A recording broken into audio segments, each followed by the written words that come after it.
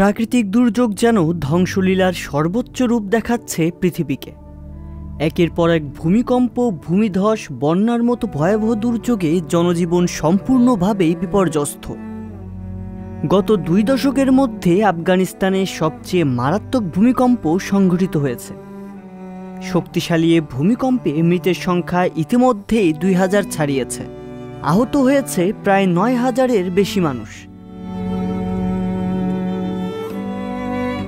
শনিবার স্থানীয় সময় বেলা 11টায় আফগানিস্তানের হেরাত প্রদেশের রাজধানী থেকে 30 কিলোমিটার উত্তর পশ্চিমে রিক্টার স্কেলে 6.3 মাত্রার ভূমিকম্প আঘাত হানে। পরে আরও 8টি শক্তিশালী আফটার শক হয়। ভূমিকম্পে প্রত্যন্ত গ্রামীণ এলাকার বাড়িঘর ধসে পড়ে। শহুরে এলাকায় ছড়ায় আতঙ্ক। আতঙ্কিত লোকজন সড়কে নেমে আসে। বিশ্ব স্বাস্থ্য সংস্থা বলছে, হেরাত প্রদেশের অন্তত 12 গ্রামে 600টির বেশি বাড়ি ধ্বংস বা আংশিকভাবে ক্ষতিগ্রস্ত হয়েছে। এসব এলাকার ক্ষতিগ্রস্ত মানুষের সংখ্যা প্রায় 4200 জন। ভূমিকম্পে অনেক গ্রাম মাটির সঙ্গে মিশে গেছে। ধ্বংসস্তূপের নিচে অনেক মানুষ আটকে আছেন বলেও ধারণা করা হচ্ছে। আটকে থাকা লোকজনকে উদ্ধারের জোর প্রচেষ্টা চালাচ্ছেন উদ্ধারকারীরা। দীর্ঘ বছর পর 2021 সালে আফগানিস্তানের ক্ষমতায় আসে তালেবান। তালেবান ক্ষমতায় আসার পরই দেশটিকে অধিকাংশ বৈদেশিক সাহায্য দেয়া বন্ধ করে দেয়া হয়। এর ফলে জনজীবনে যে বিরূপ প্রভাব পড়েছিল তার সাথে ভূমিকম্পের রেশ মিলে ভয়াবহ মানবিক সংকটের সৃষ্টি হয়েছে।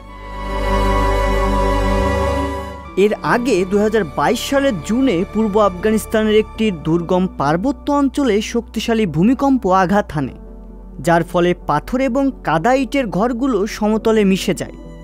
প্রাণঘাতী ওই ভূমিকম্পে অন্তত 1000 মানুষ নিহত ও প্রায় 1500 মানুষ আহত হয়। দেশটিতে প্রায়ই ভূমিকম্পের দুর্যোগ সৃষ্টি হয়, বিশেষত হিন্দুকুশ পর্বতমালায়, যা ইউরেশীয় এবং ভারতীয় টেকটনিক প্লেটের সংযোগস্থলের নিকটে অবস্থিত। তাছাড়া গত কয়েক বছর ধরে চলমান সংঘাতের কারণে আফগানিস্তানের অবকাঠামোগত উন্নয়নও তেমন হয়নি। দুর্বল অবকাঠামোর জন্য ভূমিকম্পের সবচেয়ে খারাপ রূপ প্রত্যক্ষ করছে আফগানিস্তান। কাতারে অবস্থানরত তালেবান সরকারের মুখপাত্র সুহাইল শাহিন বলেন, ক্ষতিগ্রস্তদের জন্য তাঁবু, খাদ্য এবং চিকিৎসা সামগ্রী জরুরি। আন্তর্জাতিক বেসরকারি সংস্থাগুলোর প্রতি সহযোগিতার হাত বাড়ানোর আহ্বান জানান তালেবান মুখপাত্র। আন্তর্জাতিক ডেস্ক, সংবাদ প্রকাশ।